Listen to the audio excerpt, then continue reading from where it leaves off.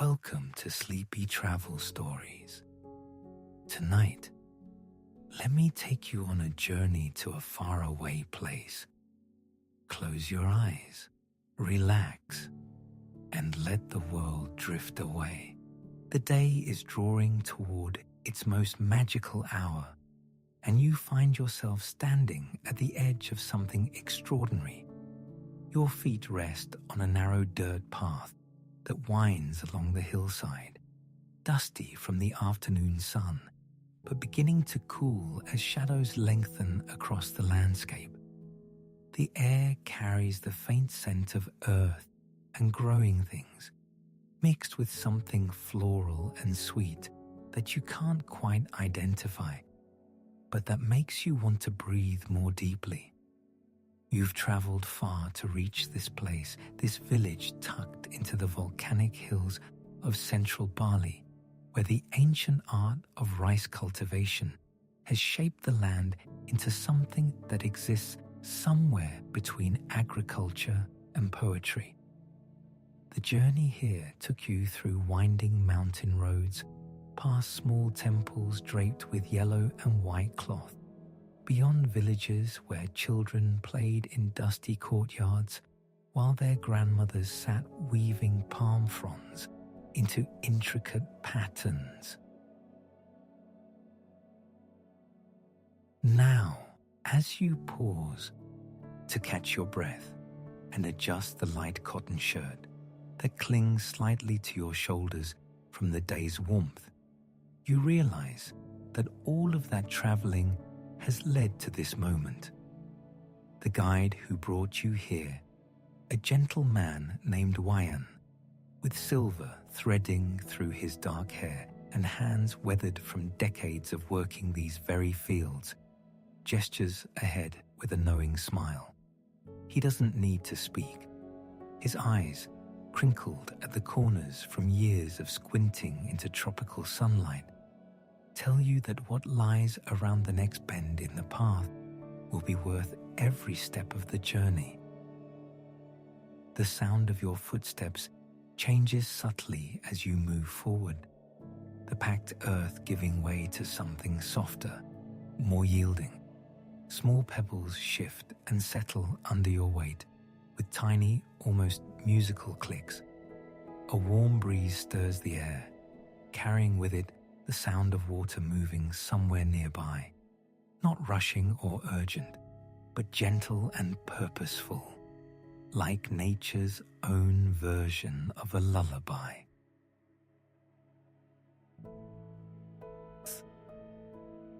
And then, as you round the curve in the path, the world opens before you like a secret that the earth has been keeping for centuries, waiting for exactly this moment to reveal itself to you. The rice terraces stretch out in descending waves of green and gold, each level carved into the hillside with such precision and care that they seem to have grown there naturally, as if the mountain itself decided to reshape its slopes into perfect, shimmering steps.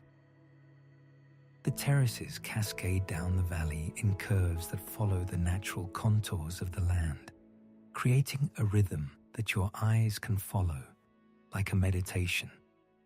Some of the paddies are filled with water that reflects the sky, creating mirror-perfect surfaces that double the beauty of the scene.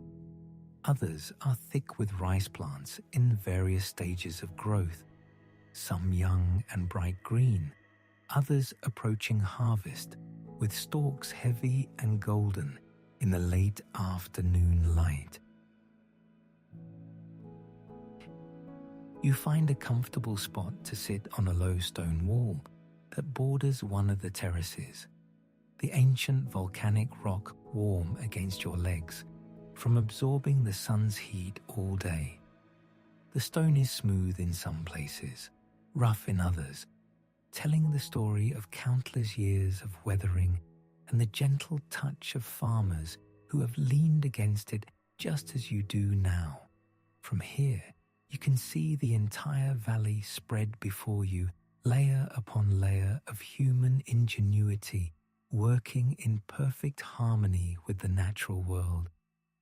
The water in the nearest terrace moves with almost imperceptible slowness, creating the softest of sounds as it flows from one level to the next through carefully constructed channels. It's a sound that seems to sync with your breathing, inviting you to slow down and match your rhythm to this ancient dance between water and earth. Occasionally, a small ripple disturbs the surface as a water strider skims across, or a dragonfly dips down for just a moment before continuing on its way.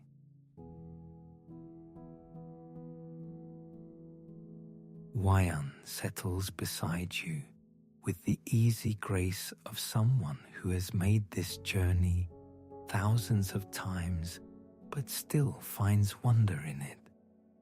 His presence is comforting, undemanding.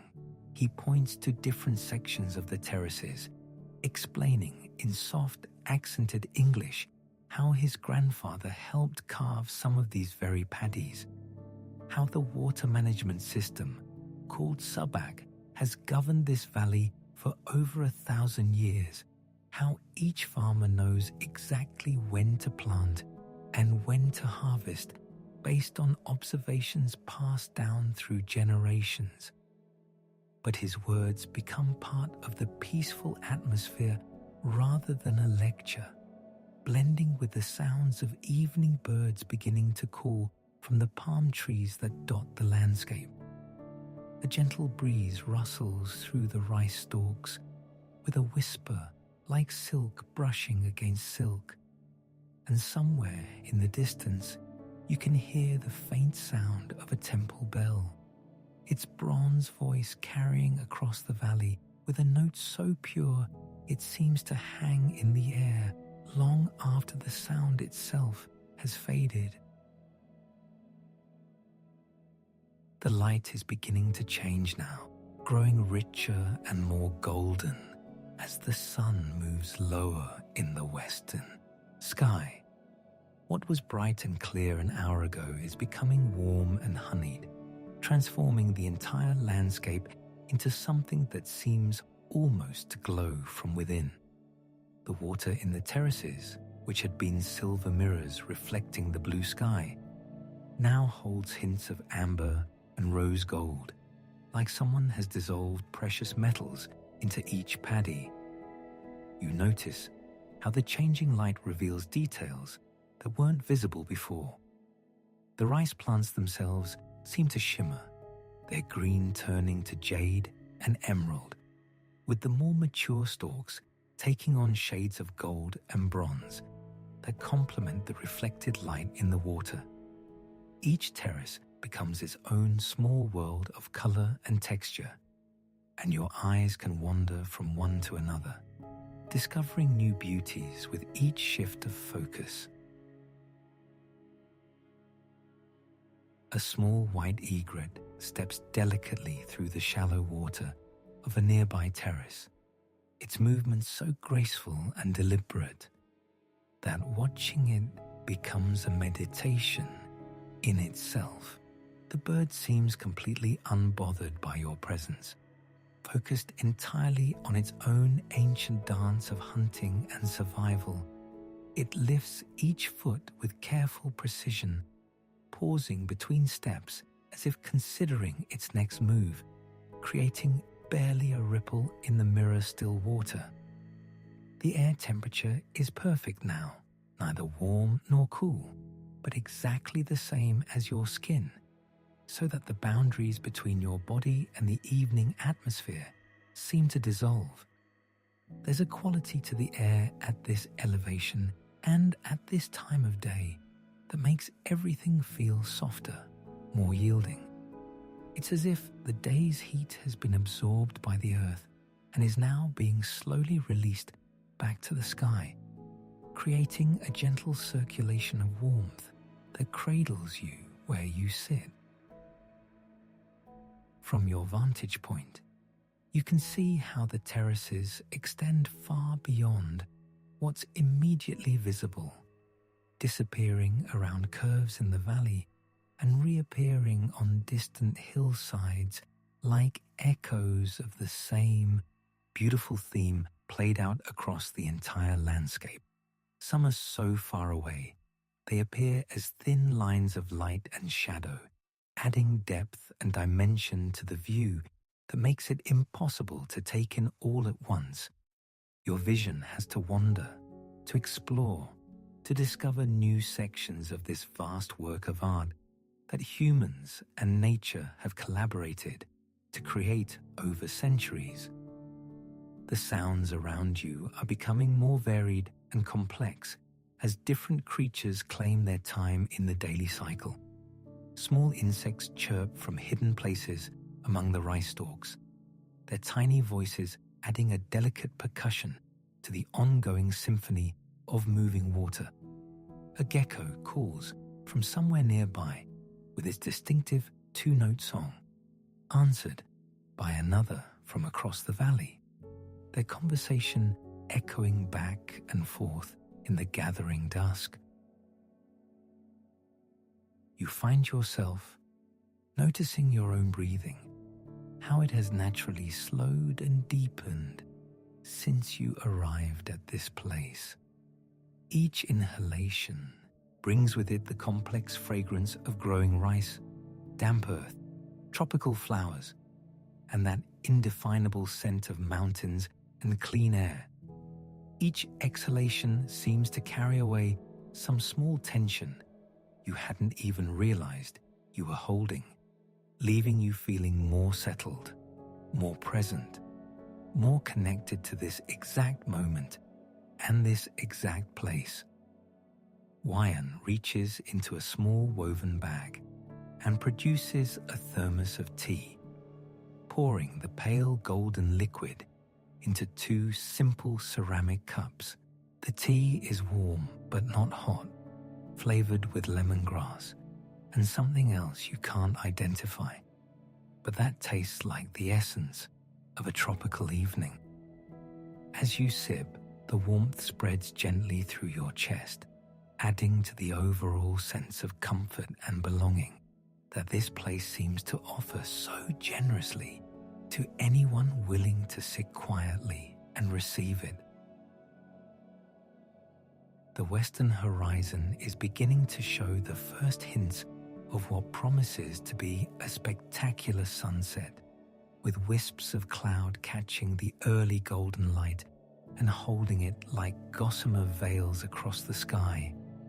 But the real magic is happening here in the terraces themselves, where every surface that can hold light is beginning to glow with increasing intensity. The water becomes liquid metal, the rice stalks turn to spun gold, and even the mud between the plants takes on a rich, dark beauty that makes you understand why this soil has been treasured and tended for so many generations.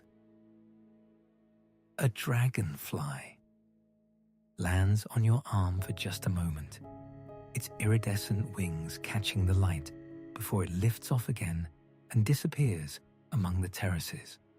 The brief contact leaves you with a sense of being welcomed into this ecosystem, accepted as part of the evening's gentle rhythm rather than an intruder from the outside world. You realize that you've stopped thinking about anywhere else, anything else, anyone else. There is only this valley, this light, this moment stretching out like the terraces themselves, level after level of deepening peace and wonder. This sense of belonging grows stronger as you find yourself naturally drawn toward one of the narrow earthen pathways that winds between the terraces. Your feet seem to move of their own accord, as if the ancient walkway is gently calling you forward. The path itself is perhaps 2 feet wide, carved from generations of farmers' footsteps, its edges softened by time and weather into curves as natural as river stones. The earth beneath Your feet feels different here. Not the loose soil of a garden, but something more substantial, packed firm by countless years of purposeful walking, yet still yielding just enough to remind you that this is living ground, breathing ground. The first step onto this pathway brings an immediate shift in perspective, where moments before you were observing the terraces from a distance, now you're becoming part of their intricate geometry. The retaining walls that seemed so uniform from afar reveal themselves to be wonderfully imperfect up close. Each stone fitted by hand, each joint telling a story of patient craftsmanship passed down through generations. Some stones protrude slightly, worn smooth by brushing shoulders and steadying hands. Others have tiny pockets where rainwater has pooled and evaporated countless times, leaving mineral deposits that catch the golden light like scattered coins.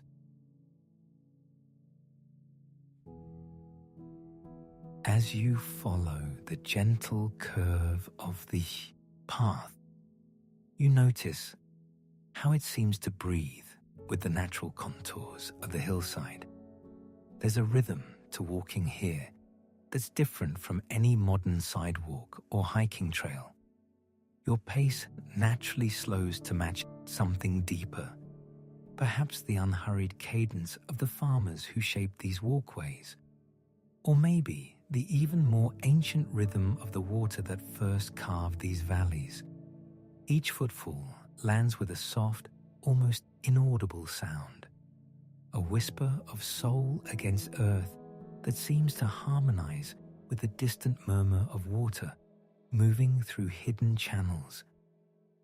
The evening air carries scents that layer and blend as you move deeper into the terrace system. There's the clean smell of water, fresh and mineral-rich, mixed with the green fragrance of rice plants that have been growing here since before dawn. But underneath these immediate aromas, you catch something else, the deeper scent of earth that has been lovingly tended for centuries, rich with organic matter and carrying hints of the tropical flowers that bloom along the terrace edges during different seasons. It's a smell that speaks of continuity, of hands that have worked this same soil through countless generations, each adding their care to what came before. The pathway curves around a particularly large terrace, and you find yourself walking alongside its retaining wall at shoulder height.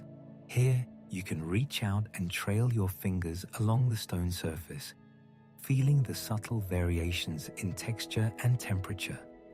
Some stones are still warm from the day's sun, while others, shaded by overhanging vegetation, feel cool and slightly damp.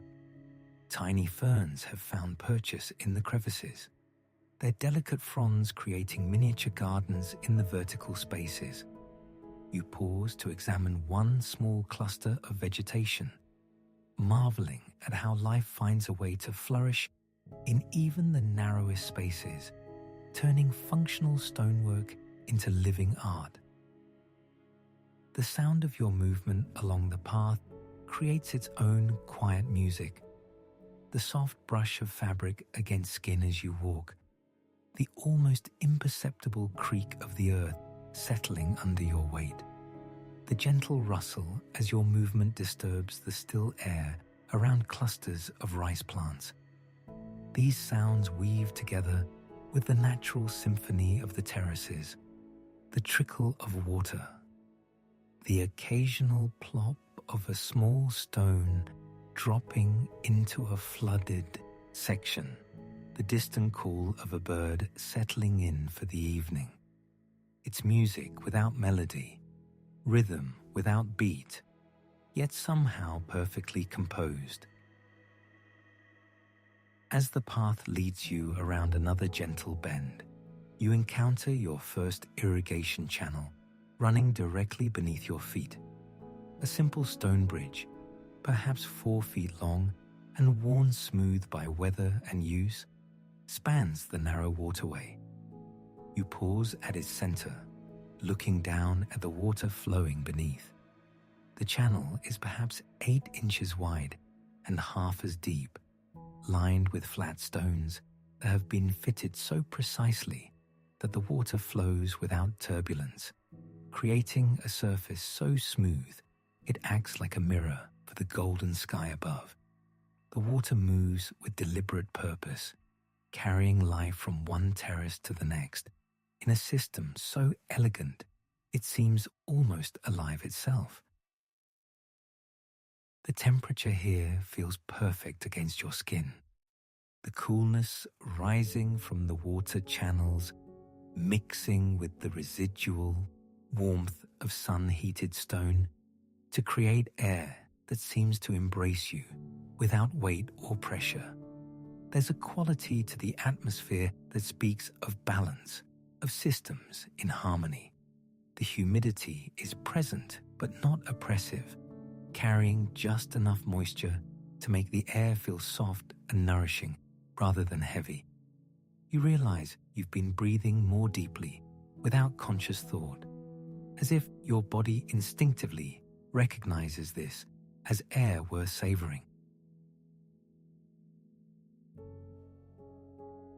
Continuing along the ancient pathway, you begin to notice the subtle engineering marvels built into what appears to be simple construction. The path itself follows grades so carefully calculated that water never pools on its surface, yet the incline never feels steep enough to require effort. Drainage channels, no wider than your thumb, run along the edges in places, directing occasional overflow back into the terrace system, rather than allowing erosion. These details speak of generations of accumulated wisdom, of understanding earned through centuries of observation and refinement. The golden hour light shifts almost imperceptibly as you walk, the sun sinking just enough to change the angle at which its rays strike the water surfaces. What was brilliant gold moments ago now carries hints of amber and copper, the color seeming to deepen and warm even as the air temperature remains perfectly comfortable. The rice plants themselves seem to glow from within, their green stalks and leaves edged with aureate light that makes them appear almost translucent.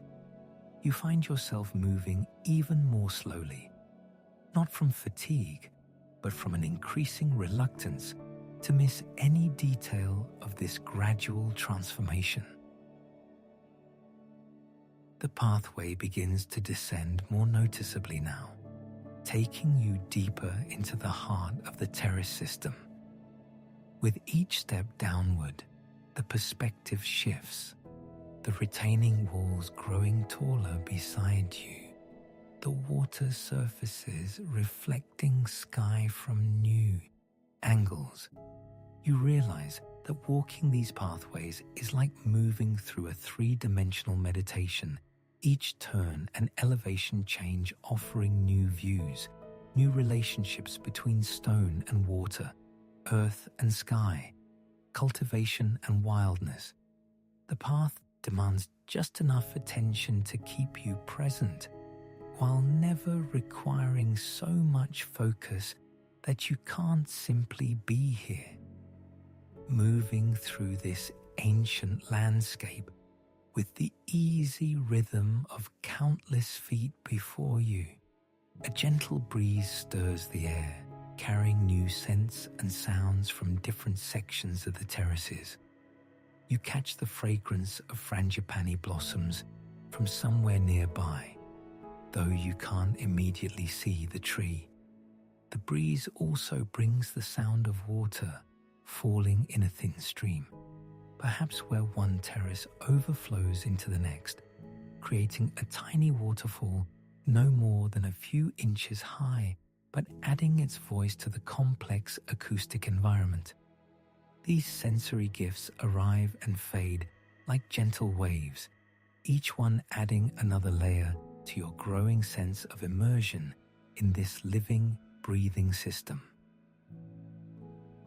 The ancient stones beneath your feet seem to hold memory in their very substance, worn smooth not just by weather, but by generations of purposeful passage. Some sections of the path show the subtle depression that comes only from countless footsteps following the exact same route, creating shallow grooves that guide your feet naturally along the optimal line. Walking here feels less like choosing a direction and more like joining a conversation that has been continuing for centuries, your footsteps adding their voice to an ongoing dialogue between human intention and natural form. This dialogue between earth and human purpose becomes even more evident as you follow the path toward the source of a sound that has been growing gradually stronger, the gentle murmur of flowing water that serves as the lifeblood of these terraces. The sound draws you forward with the kind of irresistible pull that moving water has always held for human consciousness, promising both refreshment and answers to questions you didn't know you were asking.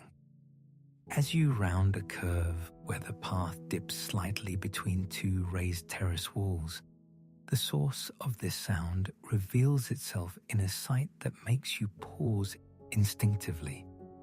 Here, where the mountain's natural spring emerges from a cluster of moss-covered rocks, begins the intricate network of channels and bamboo aqueducts that will carry this precious water through every level of the terrace landscape below. The spring itself bubbles up from what appears to be a natural hollow in the volcanic rock, creating a small pool no larger than a bathtub. But from this modest beginning flows the entire irrigation system that feeds hundreds of rice paddies cascading down the mountainside. The water emerges crystal clear, so transparent that you can see every grain of sand dancing along the bottom of the spring pool. Small bubbles rise continuously from several points along the rocky floor, creating tiny columns of movement that catch and scatter the golden light filtering through the bamboo grove that shelters this sacred source. The temperature here feels noticeably cooler, not just from the shade of the bamboo, but from the natural air conditioning effect of the flowing water and the higher elevation.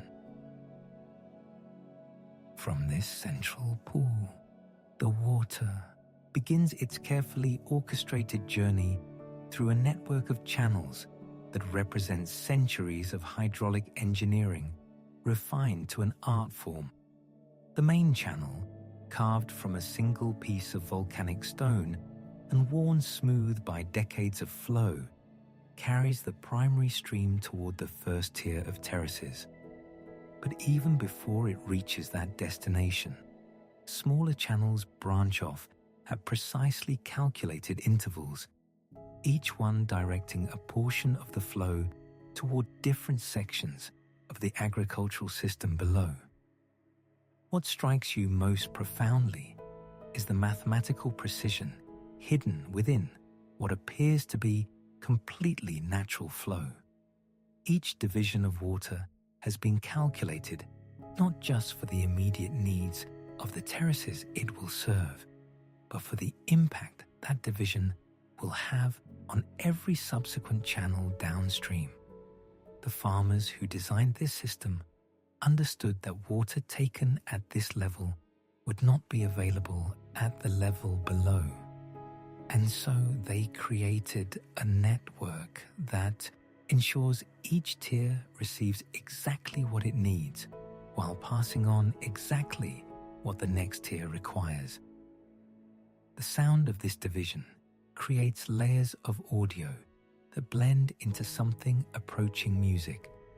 The primary flow maintains a steady, gurgling bass note as it moves through the main stone channel. Higher-pitched, trickling sounds emanate from the smaller bamboo aqueducts that carry portions of the flow to nearby terraces. Occasionally, you hear the soft splash of water dropping from one level to another, creating natural percussion that punctuates the ongoing melody of movement.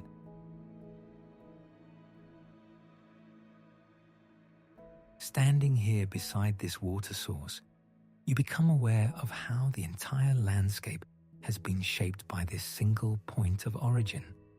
Every terrace, every path, every retaining wall has been positioned in relationship to the path this water will take as gravity carries it toward the valley floor. The rice terraces aren't just carved into the hillside, they're choreographed around the water's natural desire to flow downward, creating a partnership between human intention and hydraulic physics that has sustained communities for over 1,000 years. The bamboo aqueducts themselves tell a story of renewable engineering that feels especially relevant in this setting.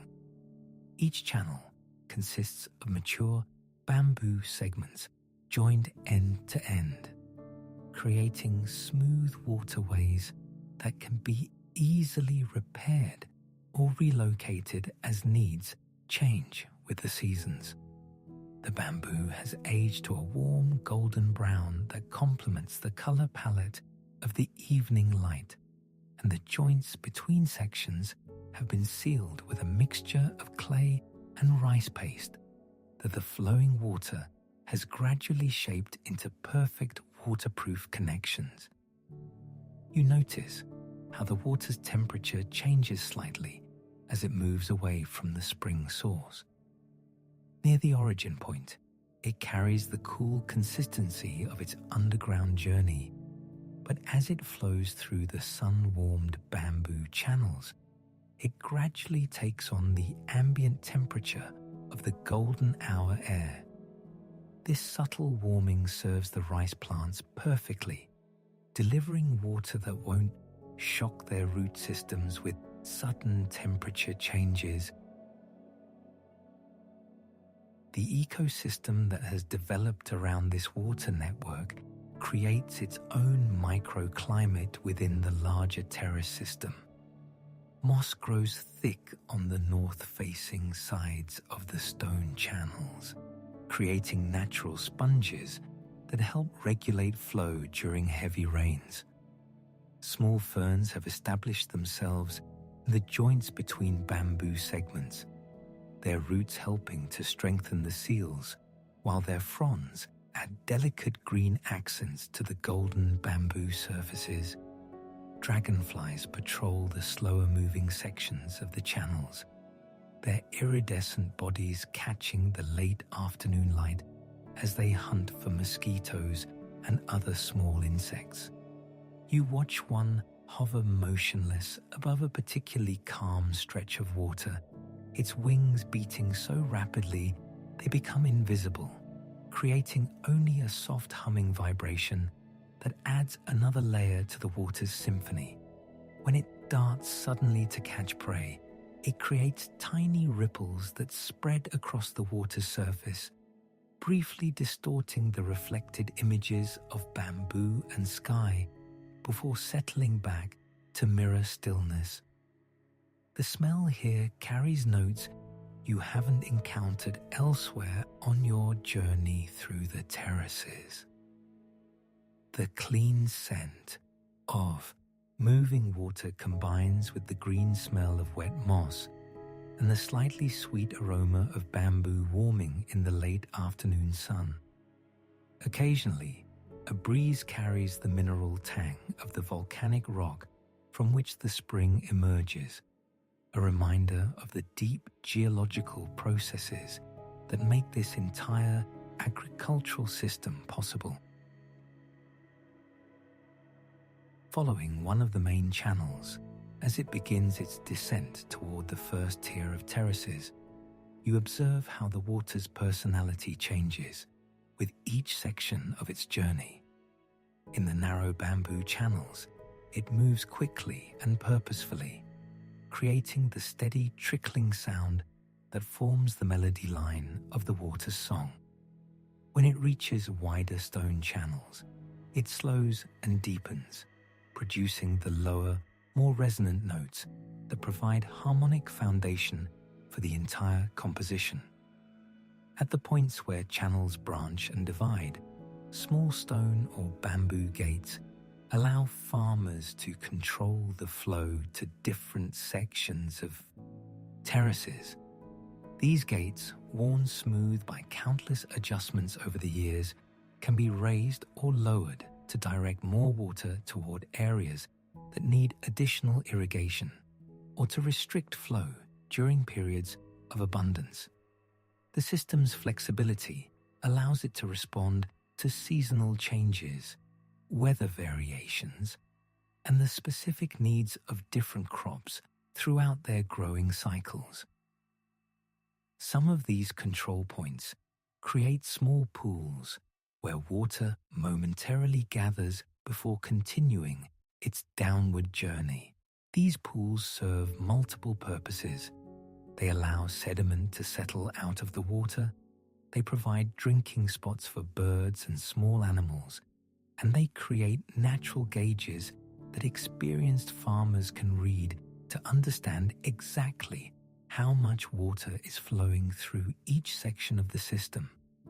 The pools also add visual rhythm to the landscape, creating points of reflection that mirror the sky and surrounding vegetation like scattered jewels embedded in the hillside.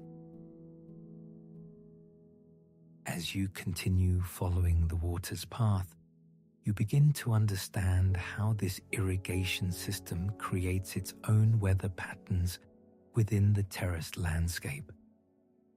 The constant evaporation from channels and flooded terraces creates localized humidity that supports plant life beyond just the rice crops. The temperature differential between flowing water and sun-warmed earth generates gentle air currents that help circulate moisture and maintain the comfortable microclimate that makes this environment so conducive to both plant growth and human presence. The golden hour light transforms the flowing water into something approaching liquid amber, especially where it passes through the bamboo channels. The bamboo itself glows with warm honey tones, and where water droplets cling to the bamboo surfaces, they create tiny points of concentrated light that sparkle like natural fiber optics embedded in the agricultural infrastructure. This interplay between water, light, and the materials of the irrigation system creates a constantly shifting display that changes with each passing cloud and each subtle shift in the sun's angle. The movement never stops, but it never feels frantic or urgent.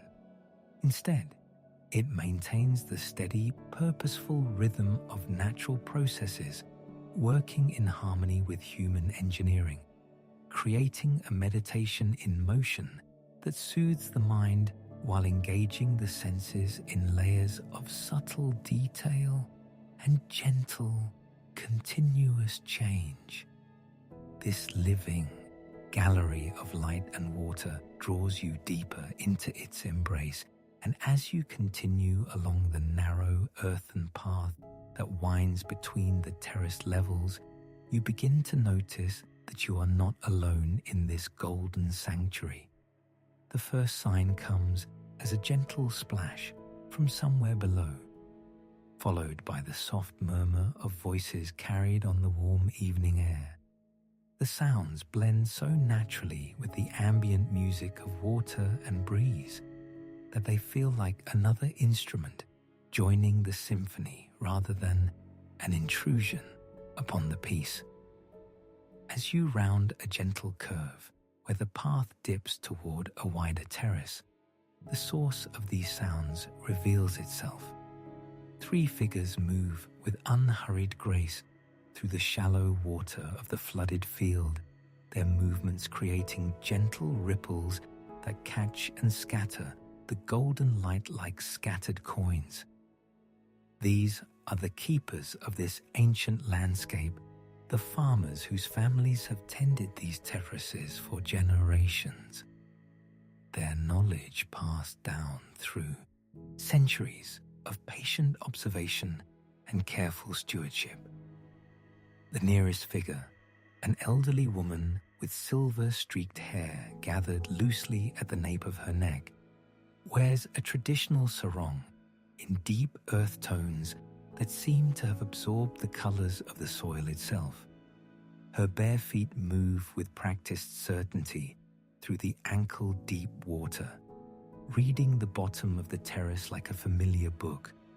She carries a long bamboo pole, using it to gently adjust the flow of water through small channels cut into the earthen walls, directing the precious resource with movements so subtle and precise they speak of decades of experience.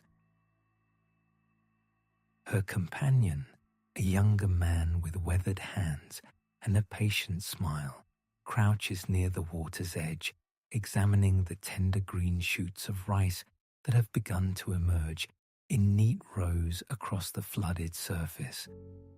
His fingers move delicately among the plants, checking their progress with the gentle touch of someone who understands that growth cannot be hurried, only nurtured.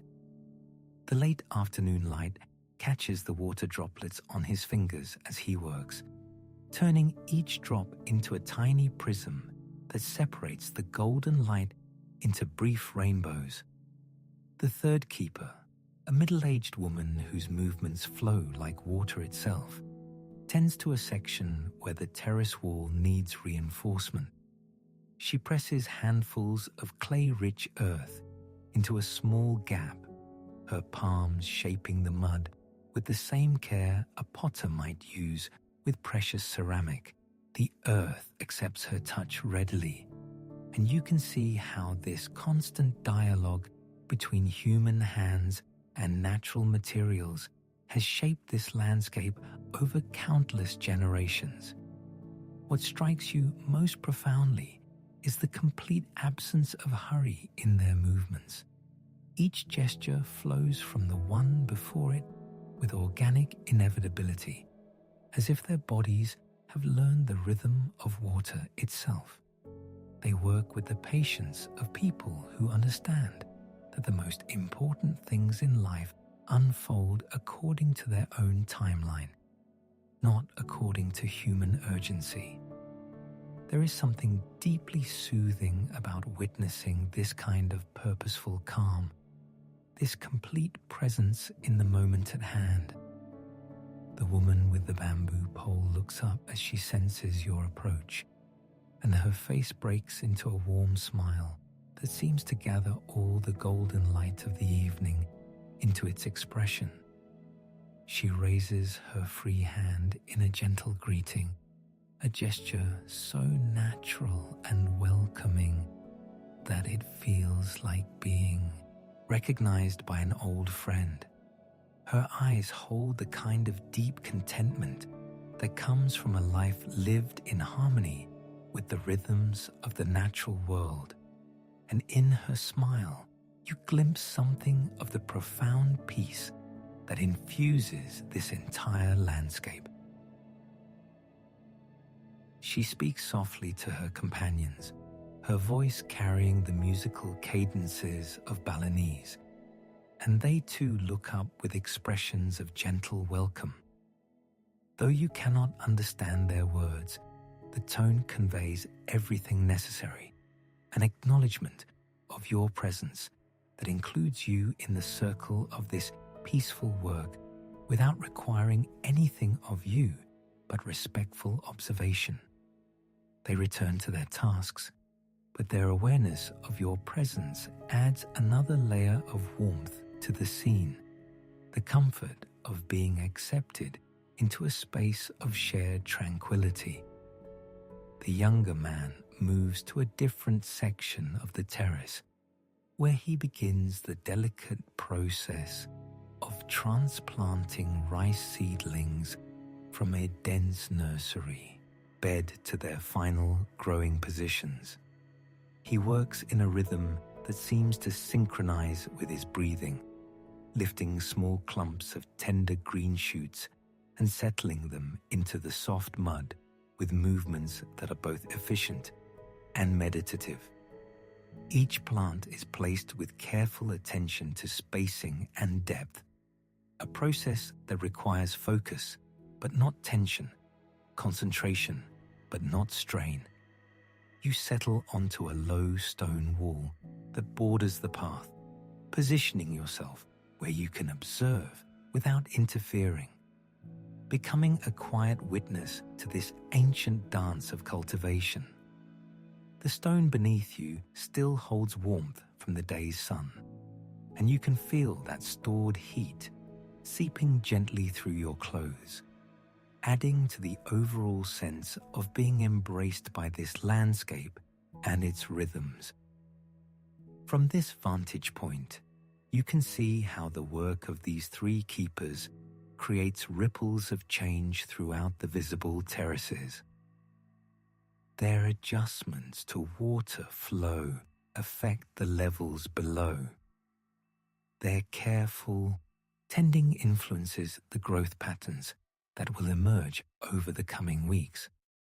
Their maintenance of the earthen walls ensures the stability of the entire system. Yet none of this responsibility seems to weigh heavily upon them. Instead, they work with the lightness of people who have found their proper place in the world's larger pattern.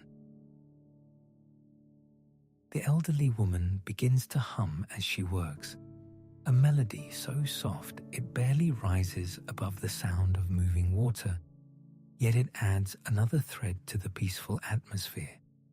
The tune seems to have no beginning or end, flowing like the water itself, sometimes rising to become audible, sometimes dropping below the threshold of hearing before emerging again. Her humming creates a sonic backdrop that makes all the other sounds seem more musical. The splash of footsteps, the gentle gurgle of water through channels, the soft sound of hands working with mud and plant matter. As the sun continues its slow descent toward the horizon, the quality of light in the terraces begins to shift once again. The golden tones deepen toward amber, and longer shadows start to stretch across the water's surface. This changing light seems to signal something to the keepers, some subtle shift in the day's rhythm that your urban trained senses might miss, but their generations' deep connection to this place reads as clearly as a clock. The second step reveals itself as you descend, slightly narrower than the first, requiring a small adjustment in your stride that naturally slows your pace. This isn't a stairway designed for hurried passage, but rather one that invites contemplation with every footfall.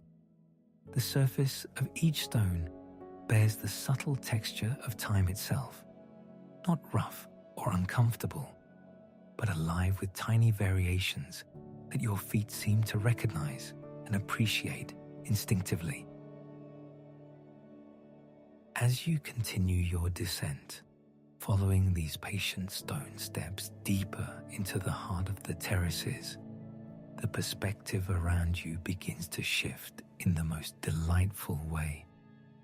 What had appeared as distant, geometric patterns from your perch on the wall now reveals itself as an intricate three-dimensional world of flowing water and verdant growth. The rice plants that seemed like uniform green carpets from above now show their individual personalities, some tilting slightly toward the western light, others clustering in small social groups, their leaves whispering secrets in the barely perceptible evening breeze.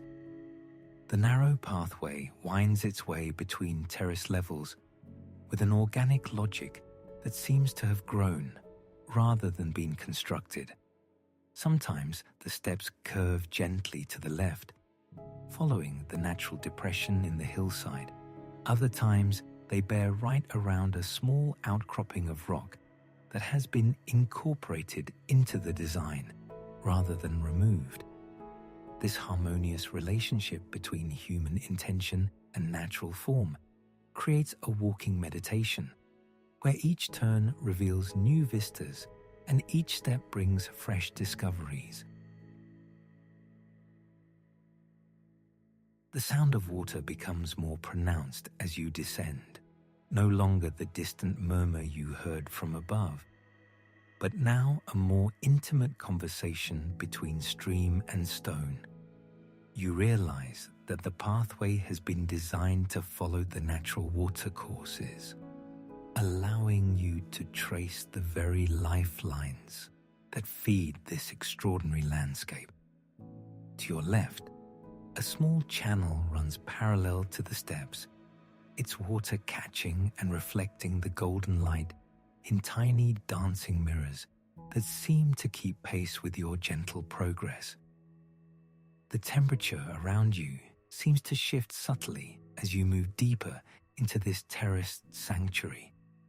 The air feels slightly cooler here, enriched by the constant presence of water and the breathing of thousands upon thousands of rice plants. There's a freshness to each breath that carries hints of growing things, wet earth, and that particular sweetness that comes from clean water moving over ancient stone. Your hand naturally finds the rough stone wall that borders the higher terrace levels, using it as a gentle guide as you navigate the winding path. The stone feels alive beneath your palm, its surface telling stories of countless seasons. Here, your fingers encounter a patch where moss has taken hold, soft as the finest fabric. There, a section where the stone has been polished smooth by the passage of many hands, seeking the same reassuring contact you now enjoy. As you round a gentle curve in the pathway, a particularly enchanting vista opens before you. The steps ahead descend toward a small clearing where several terrace levels converge, creating a natural amphitheater of rice and stone and flowing water. The golden light seems to collect here with special intensity, as if this spot has been chosen by the sun itself as worthy of particular attention. The rice plants in this sheltered area appear especially lush, their green depths enriched by the concentrated light until they seem to glow from within. The steps leading down into this natural gathering place are wider than those you've been following, their surfaces polished to a gentle sheen by water and weather. As your foot finds each successive stone, you notice how the sound of your footsteps changes, sometimes a soft whisper against smooth granite, other times a slightly grittier texture that speaks of sandstone worn to perfect walking surface by patient time. Here in this sheltered spot, the air itself seems to hold a different quality. It's warmer, more still, as if the surrounding terrace walls create a natural windbreak that allows the golden hour light to pool and concentrate. You can feel this warmth as a gentle presence against your skin, not the harsh heat of midday sun, but rather the nurturing warmth of late afternoon light that has been mellowed by its journey through the increasingly thick atmosphere. The water channels here create a more complex symphony than those you observed from above. Multiple streams converge and divide, their voices joining in harmonies that shift and change as the water finds its way through the carefully constructed network of stone-lined channels.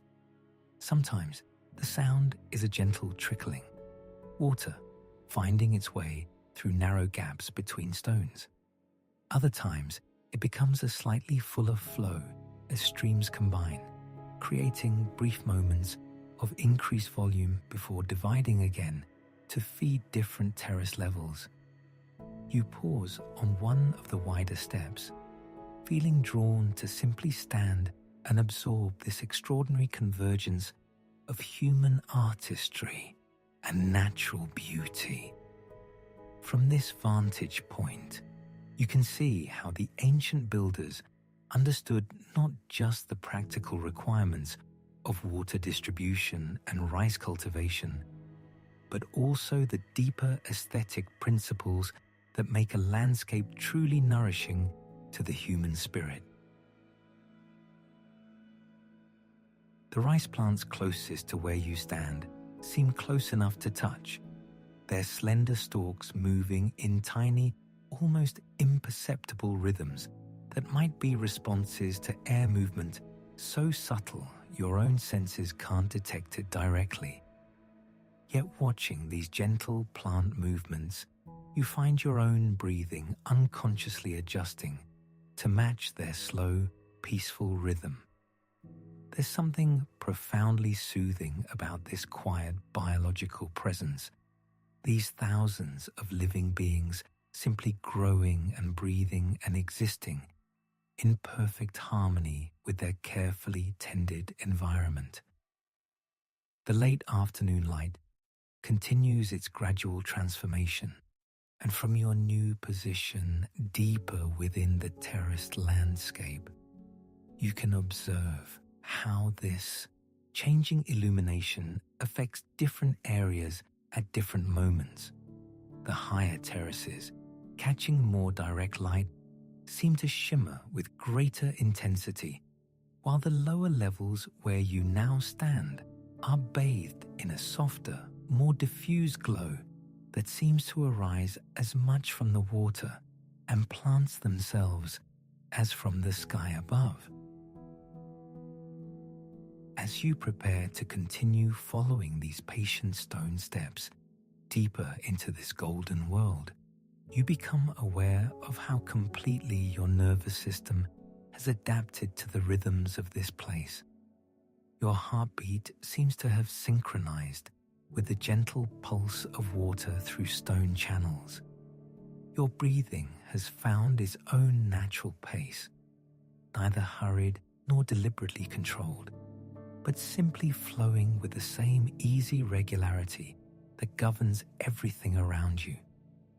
This is not relaxation that you've had to work to achieve, but rather a state of natural calm that seems to have emerged spontaneously from your immersion in this extraordinary landscape of human wisdom and natural beauty. In this state of effortless tranquility, your attention is drawn to something that seems to shimmer at the very edge of your vision. Beyond the nearest terrace, where the cultivated landscape begins to merge with wild vegetation, coconut palms rise in graceful clusters, their fronds creating patterns of shadow and filtered sunlight that dance across the ground below. There's something more there, though.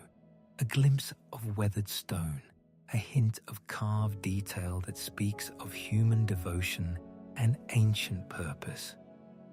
You find yourself drawn toward this mystery, your bare feet carrying you along the narrow earthen path that winds between the palms.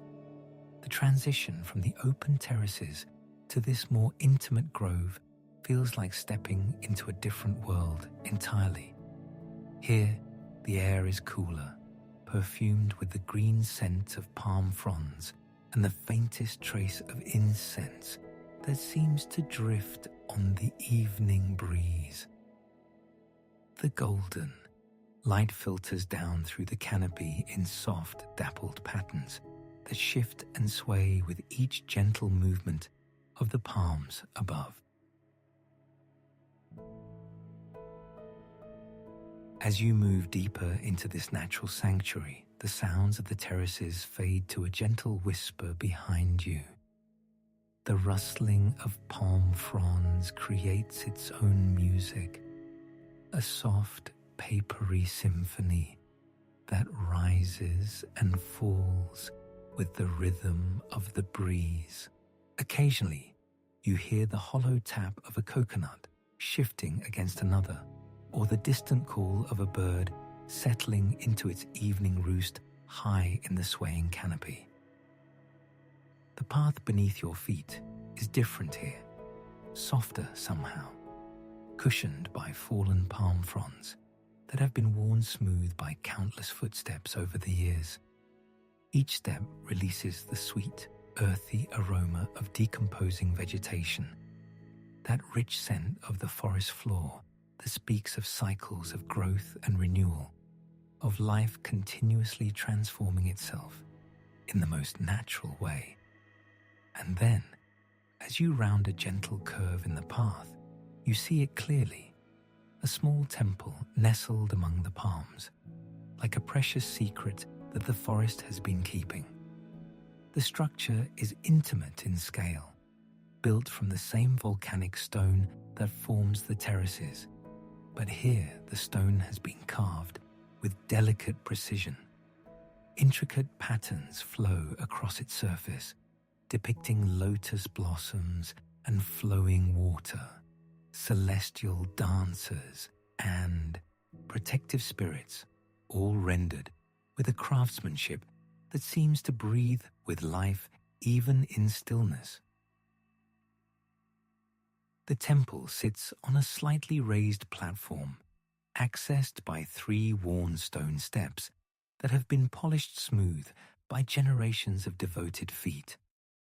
Frangipani trees flank the entrance, their waxy white flowers scattered like offerings across the ground, releasing their heady perfume into the evening air.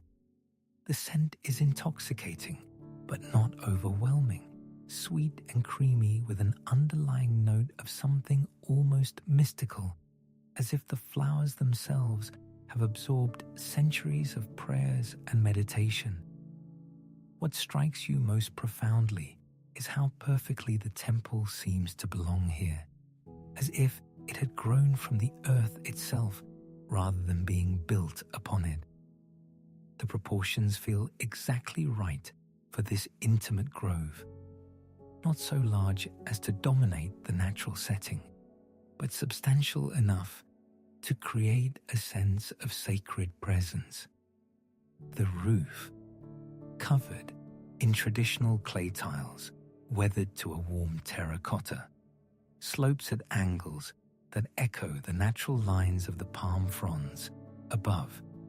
As you approach the steps, you notice small details that speak of active devotion. Fresh marigold petals have been scattered across the entrance, their bright orange a vivid contrast against the grey stone. Thin sticks of incense, burned down to fragrant ash, rest in small holders carved directly into the temple walls. The smoke from a few still smouldering sticks rises in thin, wavering lines that seem to connect the earth-bound structure with the vast sky above. You pause at the base of the steps, not from any sense of hesitation, but from a natural impulse to honor this sacred space with your full attention. The temple's entrance is framed by 2 carved pillars, their surfaces alive with intricate reliefs that seem to tell stories in stone.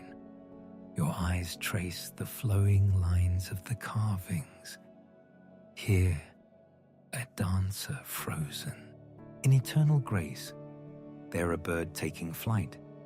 Everywhere the suggestion of movement captured in eternal stillness. The interior of the temple reveals itself gradually as your eyes adjust to the softer light within.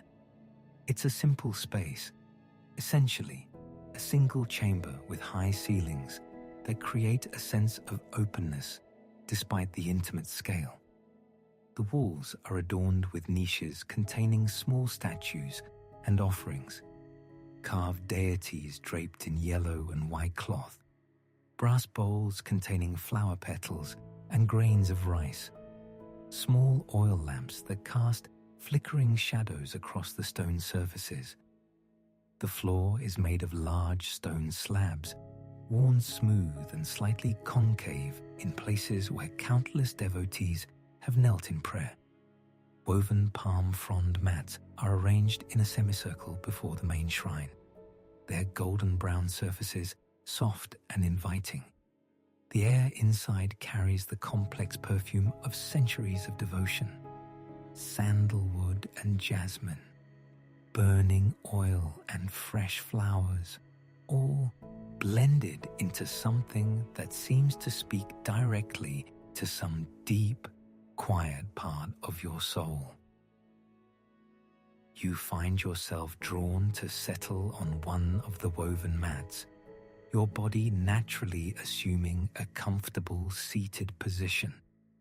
The mat beneath you is surprisingly soft, the woven palm fronds creating a texture that seems to cradle your form. From this position, you can see through the temple's entrance to where the palm fronds frame the golden sky beyond, creating a living mandala of light and shadow. The silence here is different from the peaceful quiet of the terraces.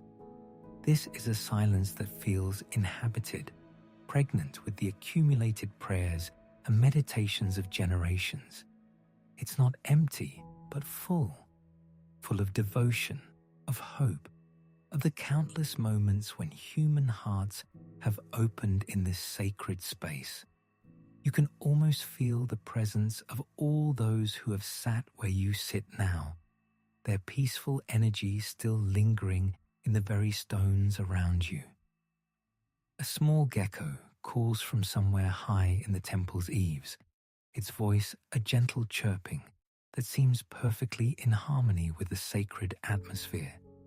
The sound is answered by another gecko, then another, creating a soft chorus that rises and falls like a natural prayer. Outside, the palm fronds continue their whispering dance, while somewhere in the distance, you can still hear the faint murmur of water flowing through the terraces. As you sit in this timeless space, you become aware of how your breathing has naturally deepened and slowed. Each inhalation draws in the perfumed air of the temple, that complex blend of incense and flowers, of old stone and living wood. Each exhalation seems to release not just breath, but any remaining tension, any sense of hurry or concern that might still be clinging to the edges of your consciousness. The light filtering through the temple entrance shifts subtly as the sun continues its ancient journey toward the horizon. What was bright gold just moments ago now carries hints of amber and rose, painting the stone walls with an ever-changing palette of warm color. The carved reliefs seem to come alive in this shifting light, the dancers appearing to move, the birds seeming to flutter their stone wings. Your hands rest naturally on your knees, and you notice how the warmth from the stone floor beneath you seems to rise up through your body. It's a gentle warmth, not hot but deeply comforting, as if the earth itself is offering its support. Your spine finds its natural curve against this foundation, neither rigid nor collapsed, but simply aligned in a way that feels effortless and right. Time moves differently in this sacred grove. Minutes might be passing, or hours. It's impossible to tell, and somehow completely unimportant. There's nowhere else you need to be, nothing else you need to do. This moment, this breath, this gentle settling into the peaceful embrace of an ancient holy place. This is enough. This is everything. The temple holds you in its quiet blessing, while the palms above sway in their eternal dance, and somewhere beyond, the rice terraces continue their patient work of transforming light and water into sustenance, just as they have for 1,000 years, just as they will for 1,000 more. Time moves differently here in this sacred space, and you find yourself becoming aware of it in the most gentle way imaginable. The quality of light filtering through the palm fronds has begun its subtle transformation, and though you remain perfectly comfortable on the worn temple stones, your senses register the quiet shift from afternoon toward evening. The sun, though still generous in its warmth, has started its leisurely descent toward the western horizon, and with it comes a gradual lengthening of shadows that paints the terraced landscape in deeper, richer tones. From your peaceful vantage point, you can observe how the shadows of the temple's carved guardian statues begin to stretch across the courtyard like dark fingers reaching toward the east. These shadows move so slowly that you can't actually see them moving, yet somehow you're aware of their patient progression across the ancient stones. The shadow of the temple's peaked roof creeps incrementally across the worn steps where you rest, creating a cool reprieve that feels like the earth's own gentle exhale after a day of drinking in sunshine.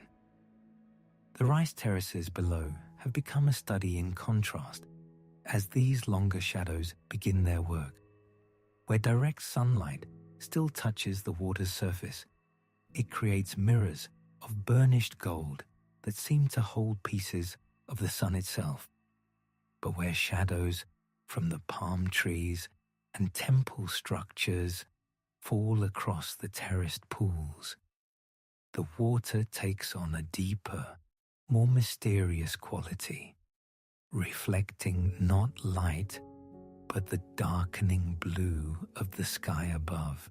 It's as if you're watching the landscape slowly divide itself into chapters of light and shadow, each telling its own part of the day's story. The farmers who tend these terraces have long since learned to read these shadows like a natural timepiece. You notice now how they move through their evening tasks with the unhurried certainty of people who have synchronized their lives with the earth's rhythms. In the middle terraces, an elderly woman in a wide straw hat adjusts the small bamboo gates that control water flow between levels. Her shadow, long and thin in the angled light, stretches across 3 different terrace pools, creating dark streaks across the golden surface that ripple and reform with each small movement she makes. Further down the hillside, a young man guides a small wooden boat through one of the larger flooded terraces, checking the young rice shoots that have grown taller since morning. The shadow of his boat creates a dark shape that glides across the underwater landscape like a gentle fish, while his pole, used to navigate the shallow waters, casts a long diagonal line that sweeps back and forth across the reflected sky. These human shadows moving through the terraced landscape create a kind of living sundial, marking time not in hours and minutes, but in the patient progression of agricultural rhythms that have remained unchanged for generations. The sound of water continues its eternal conversation throughout the terraces. But even this seems to take on a different quality as shadows lengthen. The musical trickle of water flowing from one level to the next carries further in the cooler air, and you can distinguish between the different voices of different streams. Some sing in higher, quicker notes where the water drops over narrow bamboo channels. Others offer deeper, more resonant tones, where larger volumes flow through wider stone channels, carved decades ago by skilled hands. A gentle breeze begins to stir as the day progresses toward evening, and with it comes the soft percussion of bamboo wind chimes hanging from the eaves of a small farmer's shelter nestled among the terraces. The sound drifts up to where you rest, irregular and peaceful, like someone playing the gentlest possible music on wooden instruments designed by nature itself. This breeze also brings new scents. The green freshness of rice shoots standing in warm water, the earthy richness of fertile mud, and something floral and sweet from the frangipani trees that grow along the terrace borders. You shift slightly on the temple stones, finding an even more comfortable position as your body settles deeper into relaxation. The stones beneath you have been absorbing sunlight all day, and now they radiate that warmth back in a steady, comforting heat that seeps through your clothing to ease any remaining tension in your muscles. It's the kind of warmth that seems to reach not just your skin but deeper into your bones and joints, creating a sensation of being warmed from within. The carved reliefs on the temple walls around you have also been playing with shadows throughout the afternoon, and now their three-dimensional stories become even more dramatic as the light strikes them at increasingly acute angles. What appeared as gentle, flowing carvings in the direct overhead light of midday now reveal deeper mysteries as shadows collect in the carved recesses, creating pockets of darkness that give the stone figures a sense of movement and life. Dragons seem to writhe more serpentinely when half their carved scales catch light while the other half disappear into shadow. Lotus flowers carved in stone appear to open and close as the light shifts across their layered petals. In the distance, you can see the shadows of the mountain peaks beginning to creep down the opposite hillsides. These are grander shadows, the shadows of geological formations that have stood here for millennia, and their movement across the landscape marks time on an even more ancient scale. The highest peaks still catch full sunlight, creating dramatic silhouettes against the sky, while their shadows flow down the mountain sides like slow, dark rivers, gradually engulfing smaller hills and valleys in their path. This interplay of mountain shadows and valley light creates a constantly changing panorama that's endlessly fascinating to observe. Areas that were fully illuminated moments ago now rest in the cool shade of distant peaks, while other areas, previously shadowed, suddenly burst into golden light as the sun finds new pathways between mountain ridges. It's like watching a vast, slow-motion light show choreographed by the Earth's rotation and the ancient placement of these volcanic peaks. The birds that call this terraced landscape home have begun to shift their behavior as shadows lengthen. The bright yellow weaver birds that were actively building nests in the bamboo groves during the heat of the day now move with less urgency, making shorter flights between the grain-heavy grass stalks that grow along the terrace borders. Their calls have become less frequent, but somehow more musical, as if they too are settling into the quieter rhythms that evening brings. A family of small brown ducks that has been paddling contentedly in one of the lower terraces throughout the afternoon now begins to make its way toward the shallower waters near the eastern edge, where the shadows have already created cooler resting spots among the reeds.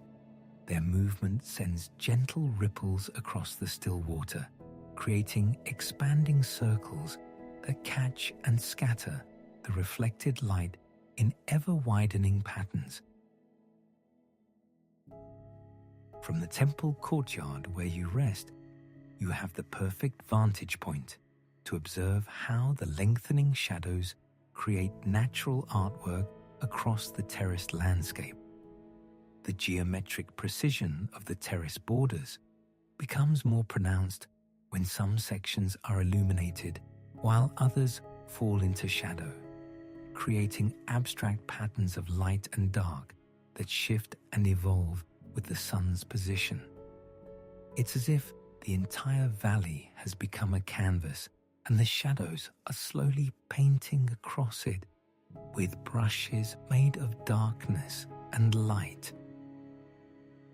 The water in each terrace pool reflects not only the sky above, but also the play of shadows moving across its surface.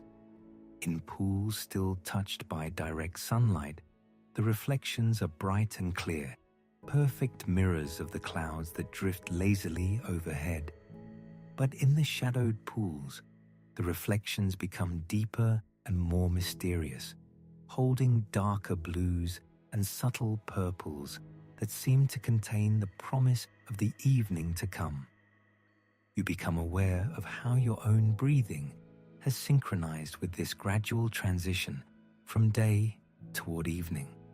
Each breath feels perfectly timed to match the unhurried pace of the shadow's progression across the landscape. There's no rush, no urgency, just the natural rhythm of the earth turning on its axis, carrying this ancient place steadily through the cycles of light and shadow that have marked time here for countless generations.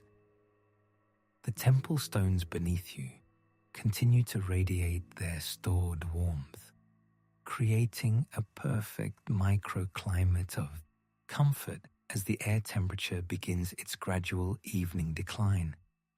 This warmth rising from the stones mingles with the cooling breeze to create the most pleasant possible conditions for rest and reflection. Your body finds its ideal temperature almost automatically, neither too warm nor too cool, but perfectly balanced in this intersection of stone warmth and evening air. As you observe the continuing dance of shadows across the terraced landscape, you notice how each level of the terraces receives its shadows at slightly different times, creating a cascading effect of light and darkness that flows down the hillside like a slow waterfall made of shadow instead of water. The topmost terraces enter shadow first as the western hills block the direct sunlight, while the lower terraces continue to bask in golden light for a few minutes longer, their water surfaces becoming even more brilliant by contrast with the shadowed levels above them. This gradual transition gives you the sense of witnessing something both daily and eternal, ordinary yet profound. The same shadows have been lengthening across these same terraces every evening for centuries, Yet each day's shadow play is subtly different, influenced by the season, the weather, the height of the rice plants, the level of water in each pool. You're experiencing something that is simultaneously ancient routine and unique moment, a point of intersection between the timeless and the immediate that exists nowhere else, but here, now, in this particular evening's gradual transformation of light into shadow. This intersection of eternal and immediate begins to shift almost imperceptibly, the quality of light around you starting to move in ways that transform mere illumination into something more fluid and alive. The sun has dropped just low enough that its rays no longer strike the water surfaces at harsh angles, but instead begin to dance across them with a gentler, more playful touch. Each terrace pool becomes a stage for this luminous choreography, the water reflecting and refracting the golden beams in patterns that shimmer and pulse with organic rhythm. You notice how the light seems to breathe now, expanding and contracting as gentle breezes move across the water's surface. Where moments before the reflections held steady and still, now they pulse with subtle movement, golden coins scattered across dark water, each one flickering with its own delicate tremor. The rice plants themselves participate in this dance, their slender stems swaying just enough to create shifting shadows that move like fingers trailing through the liquid light. A small breeze finds you here on your stone perch, carrying with it the warm green scent of growing things mixed with the mineral coolness that rises from water-soaked earth. This wind moves through the terraces in visible waves, touching each level in sequence as it travels down the mountainside. You can actually watch its progress. First, the highest terrace shimmers as the breeze disturbs its surface. Then the next level responds, then the next, creating a cascading effect of light and movement that flows downward like a slow waterfall of golden sparks. The dance of light grows more complex as the Idse sun continues its descent. Individual beams begin to separate and scatter, some catching the curved edges of the terrace walls where they create bright crescents of illumination. Others stretching long fingers across the water to paint glowing paths from one side of each pool to the other. These paths of light shift and waver, appearing solid one moment and dissolving the next as the water moves beneath them, only to reform in slightly different patterns, slightly different intensities. You find yourself breathing in rhythm with this luminous pulse, your chest rising and falling in harmony with the gentle expansion and contraction of light across the water surfaces. There's something deeply satisfying about this synchronization, as if your body is naturally attuning itself to the ancient rhythms of this place, to the countless cycles of light and shadow, growth and harvest, rain and sunshine that have played out here across generations of careful cultivation. The sound around you begins to shift as well, growing softer and more melodic as the day moves toward evening. The distant voices of farmers have faded, leaving behind only the gentle music of water, moving through carefully constructed channels, the soft whisper of wind through rice leaves, and the occasional call of a bird settling into its evening roost. These sounds blend into a natural symphony that seems to accompany the visual dance of golden light, creating layers of sensory harmony that wrap around you like warm silk.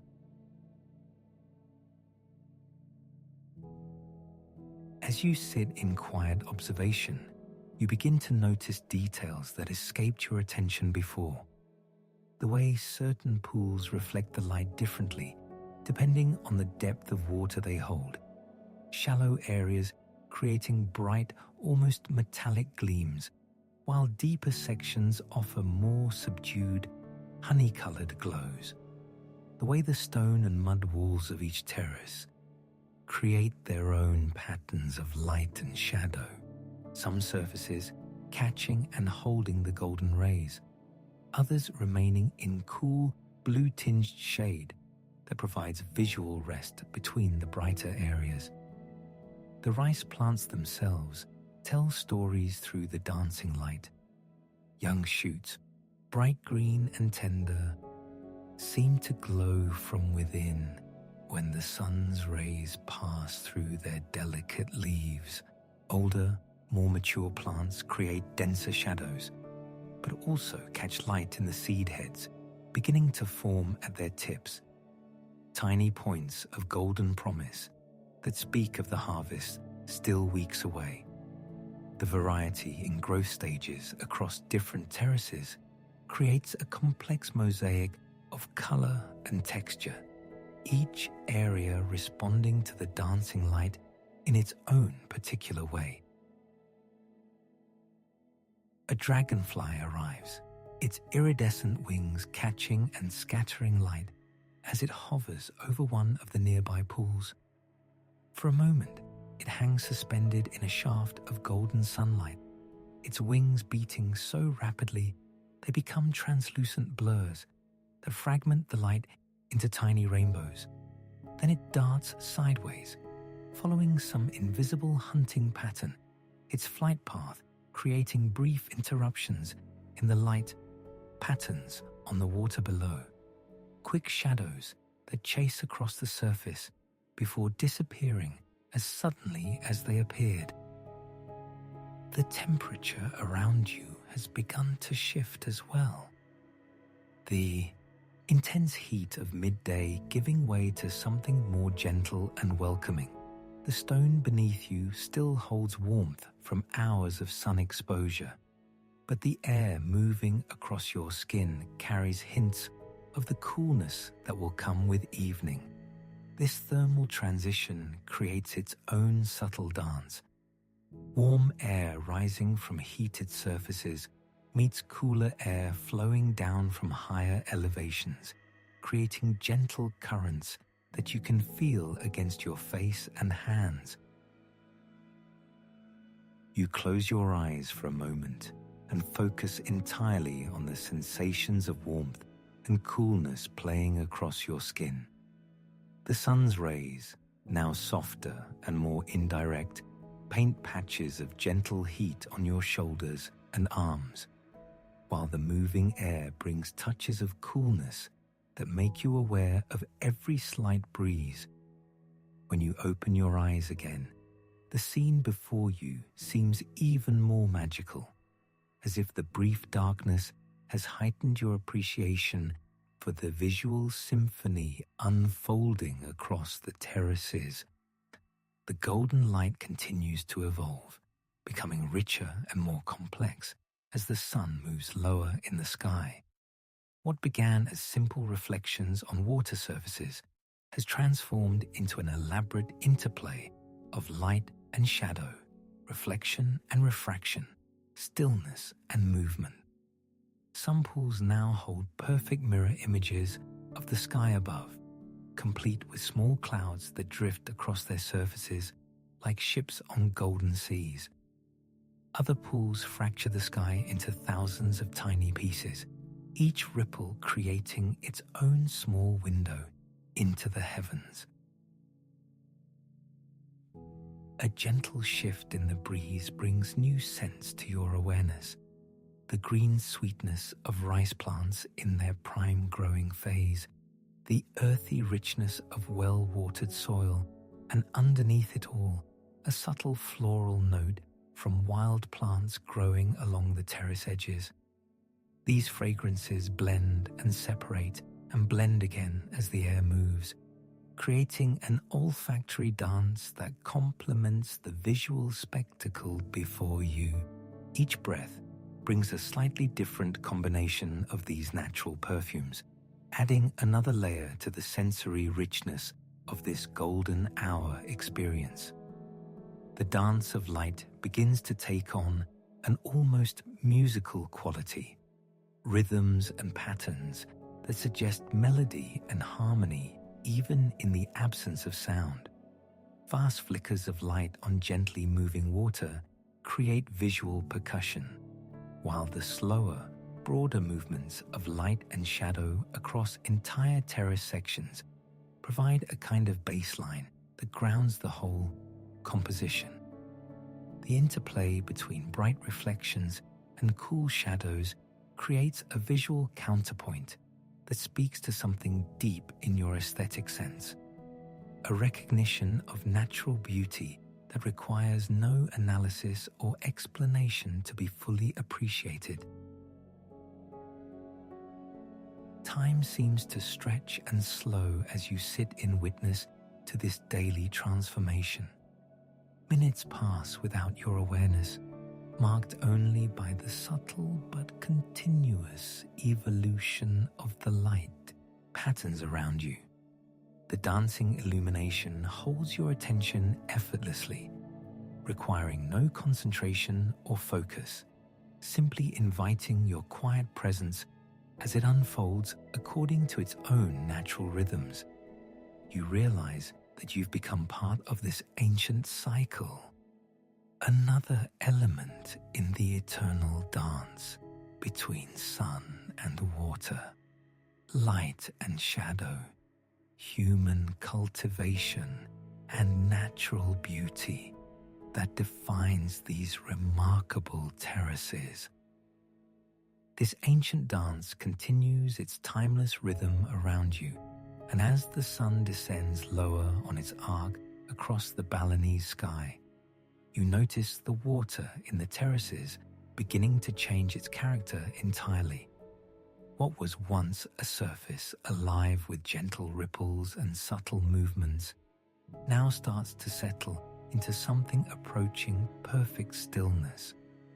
The evening breeze that had been stirring the water throughout the afternoon gradually diminishes, as if the landscape itself is holding its breath in preparation for the approaching sunset. You watch this transformation with quiet fascination, observing how each terrace level responds differently to this growing calm, the higher pools settling first while the lower ones continue their gentle motion for just a few moments longer. The transition from movement to stillness happens so gradually that you barely notice it occurring, like watching a lullaby slowly fade into silence. One moment, you're aware of tiny wavelets catching and scattering the light, and the next you realize you're looking into surfaces that have become mirrors, each terrace transformed into a perfect reflecting pool that captures and holds the sky above. The change brings with it a profound shift in the entire atmosphere of this place, as if you've stepped from one room into another, each with its own distinct mood and presence. Now, with the water stilled, the true magic of these reflecting pools begins to reveal itself. The sky overhead, painted in the warm tones of approaching evening, appears twice, once above you in its natural dome of infinite space, and once below in each terrace, captured and framed by the carefully constructed earthen boundaries that have held these waters for countless generations. But these reflections are not mere copies of what exists above. They possess their own character, their own subtle variations that make each pool a unique interpretation of the heavens.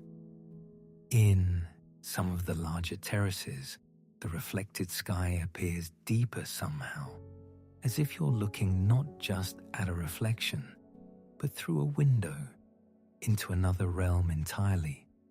The blue of the sky takes on richer, more saturated tones when viewed in the water, while the wisps of cloud that drift lazily overhead seem to move with different rhythms in their reflected forms, creating a gentle visual symphony between reality and its liquid echo.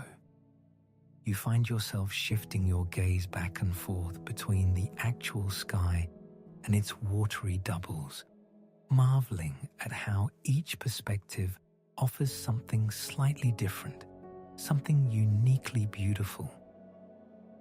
The smaller terraces create more intimate reflections, their surfaces bounded by closer walls that frame smaller portions of the sky, like individual paintings, each capturing a different composition of clouds and blue. Some catch only a single cloud in their watery embrace, while others frame perfect circles of clear sky that seem to glow with their own inner light. You realize that by simply moving your position slightly, you can change which reflection you're viewing, creating an ever-shifting gallery of natural artworks that exists nowhere else in the world. As you settle into a comfortable position where you can observe multiple levels of terraces simultaneously, you become aware of the subtle interplay between all these reflecting surfaces. It's as if you're surrounded by dozens of mirrors, each angled slightly differently, each catching and holding its own portion of the vast sky above. The effect creates a sense of being held within a gentle kaleidoscope of sky and water, where every direction you look offers another perspective on the same magnificent view. The temperature of the air around you carries the warmth of the day while hinting at the coolness that will come with evening.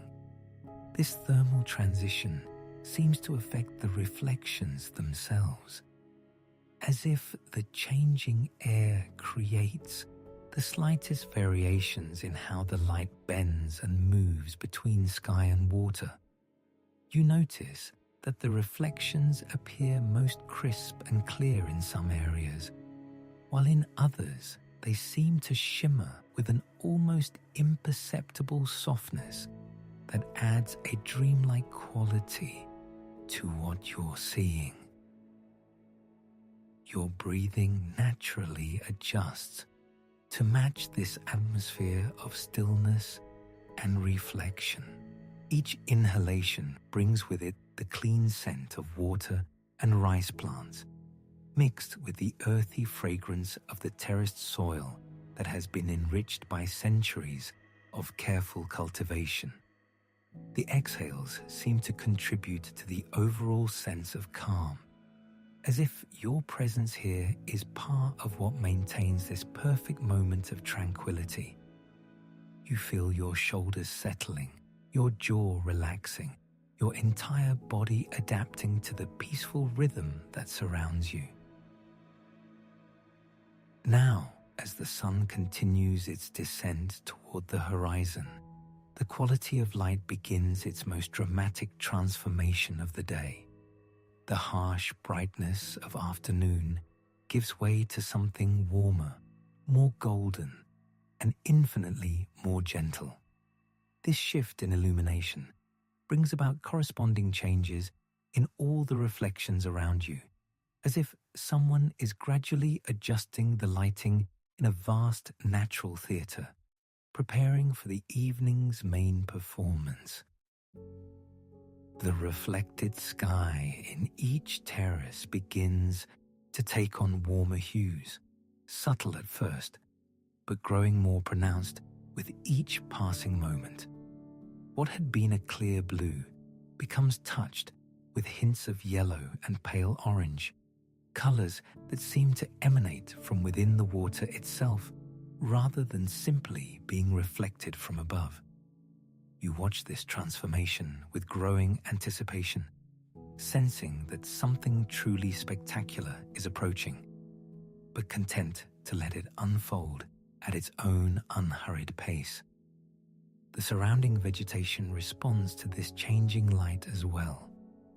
The rice plants that border each terrace seem to glow with their own soft radiance, their green stalks and leaves becoming more vibrant and alive-looking as they're touched by the warming rays. This enhanced visibility allows you to notice details that had been less apparent earlier.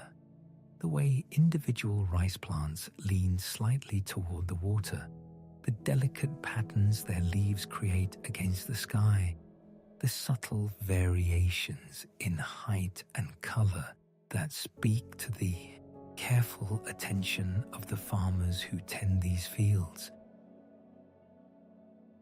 You find yourself drawn to observe one particular terrace that seems to capture the light in an especially beautiful way. Perhaps it's positioned at just the right angle to catch the sun's rays, or maybe its water is exceptionally still and clear. But whatever the reason, it has become like a perfect window into another world. The reflection it holds seems deeper and more vivid than all the others, creating an almost hypnotic focal point that draws your attention while remaining completely relaxing to observe. In this special reflecting pool, you can see not only the sky and clouds, but also the silhouettes of palm trees that grow along the edges of the terrace system.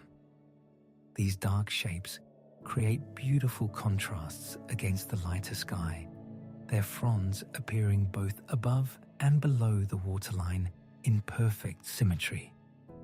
The effect is like looking at a perfectly balanced natural composition where every element has found its ideal place in relation to all the others. As you continue to gaze into this living mirror, you begin to notice that the reflection captures things your eyes hadn't consciously registered when looking directly at the sky. Subtle cloud formations become more apparent when viewed in the water. Delicate color variations are somehow enhanced by their liquid medium, and the overall composition seems to shift and change in ways that keep your attention engaged without ever becoming overwhelming or demanding. The air around you carries a different quality now, one that speaks of the approaching transition from day toward evening. There's a stillness that goes beyond the merely physical absence of wind.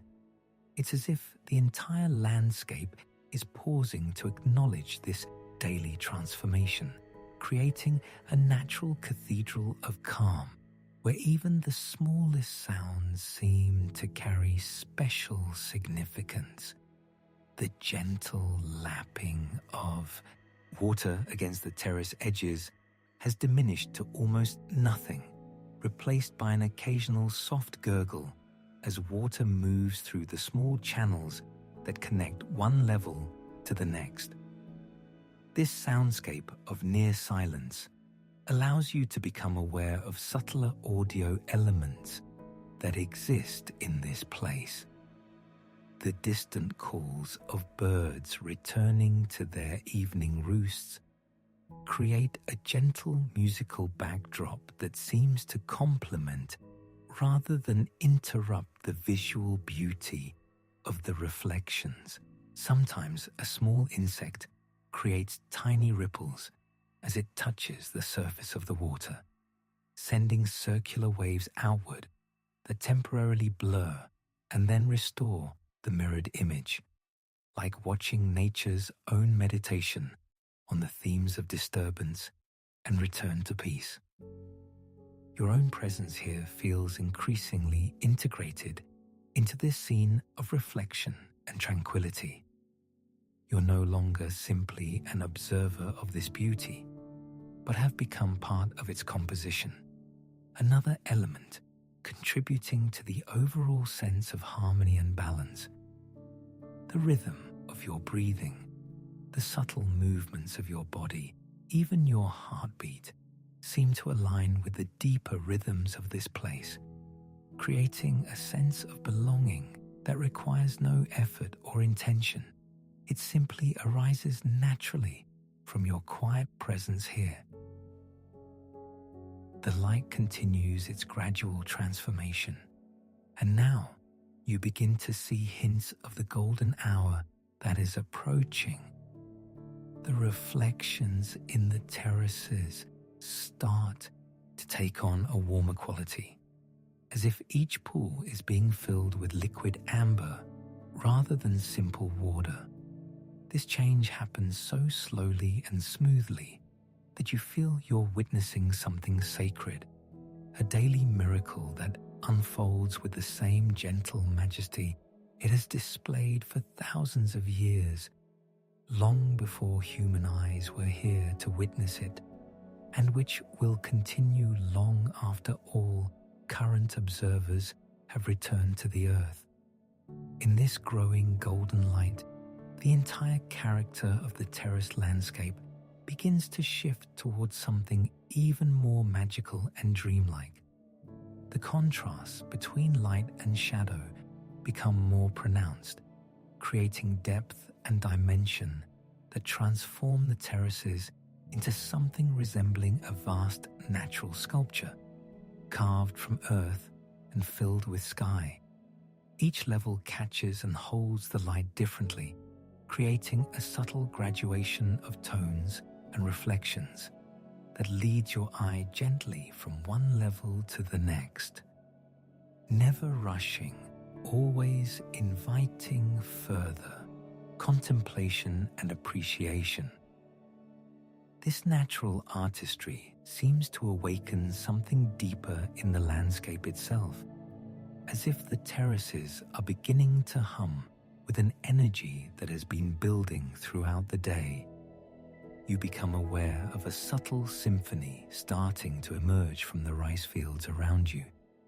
Not quite sound, not quite silence, but something that exists in the space between. It begins as the faintest suggestion, like the memory of music heard in a dream, but gradually grows more distinct as your senses attune to the unique rhythm of this place at this moment. The evening breeze moves differently now, carrying with it the accumulated warmth of the day mixed with the first hints of night's coolness. As it flows across the water surfaces, it creates the gentlest of sounds, not quite lapping, not quite whispering, but something entirely its own. Each terrace level responds to this breeze in its particular way, depending on how full the paddies are, how tall the rice plants have grown, and how the water catches and releases the moving air. The result is a layered composition of soft notes that seem to cascade down the mountainside, just as the water does. You notice how the rice plants themselves contribute to this evening song. Those that have reached maturity sway with a different voice than the younger shoots, their fuller stalks creating a rustle that's deeper, more resonant, like distant rain on leaves. The newer growth adds higher notes, a delicate scratching sound as blade touches blade in the gentle wind. Together, they create harmonies that shift and change as the breeze strengthens and softens, never quite repeating the same combination of sounds twice. From somewhere in the distance comes the call of a night bird preparing for the approaching darkness. Its voice seems to float across the terraces, bouncing softly off the water surfaces and earth walls, creating an echo that isn't quite an echo, more like a conversation between the bird and the landscape itself. Other birds begin to join in, each adding their own note to the growing chorus, and you realize you're witnessing the daily transition that happens in this place, the gradual shift from the sounds of day to the sounds of evening. The workers who have been tending the rice throughout the day are beginning to make their way home, and their voices carry across the terraces in fragments of conversation and laughter. These human sounds don't intrude upon the natural symphony, but rather blend into it, becoming another layer in the complex composition of evening in the rice fields. You can hear the soft splash of feet through shallow water, the gentle thud of tools being gathered, the quiet satisfaction in voices speaking a language you don't need to understand to appreciate. As the light continues its slow transformation, the sounds seem to become more pronounced, as if your other senses are compensating for the gradual dimming of sight. You begin to notice subtleties you might have missed in the brightness of full day. The way water moves differently in each terrace level, creating its own small percussion section of drops and trickles and gentle flows. Some water moves quickly through narrow channels carved between the paddies, adding a soft gurgling note to the composition. Other water sits nearly still, disturbed only by the occasional movement of a small fish or the landing of an insect, creating tiny plinking sounds that appear and disappear like scattered raindrops.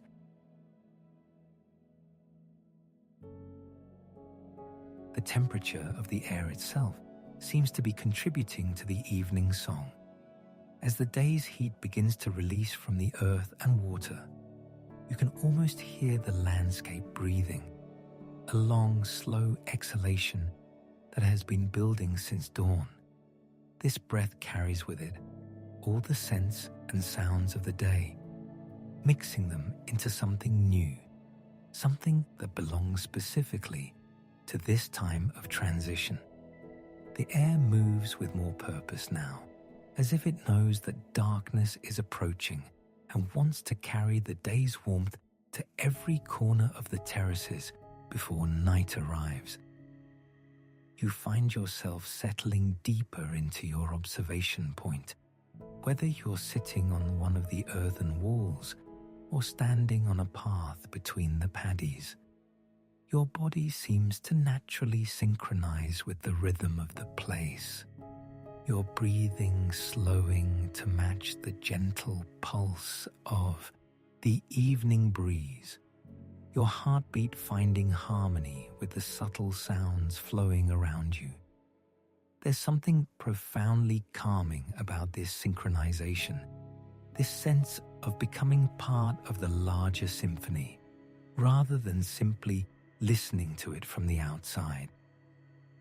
The insects are beginning their evening performance now, adding yet another layer to the growing composition. Their sounds are different from the harsh buzz of midday heat, softer now, more musical, as if they too understand that evening calls for a different kind of song. Some create long, sustained notes that seem to hang in the air above the water. Others contribute quick, rhythmic patterns that interweave with the sounds of moving plants and flowing water. The combination creates something that feels almost orchestrated, though you know it's entirely natural, entirely spontaneous. As you listen more deeply, you begin to distinguish individual voices within the larger chorus.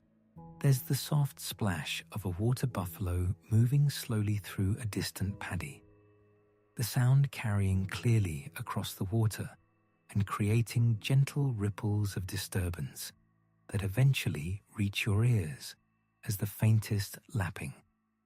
Somewhere nearby, A farmer is adjusting the flow of water between terraces, and you can hear the subtle change in pitch as the water finds its new pathway, like a stream being gently redirected to create a slightly different note in its ongoing song. The bamboo growing at the edges of some terraces adds its own contribution, a hollow, resonant sound when the wind passes through it, like distant wooden chimes played by invisible hands. These sounds seem to anchor the more ephemeral notes of water and wind and growing plants, providing a foundation upon which the rest of the evening symphony can build.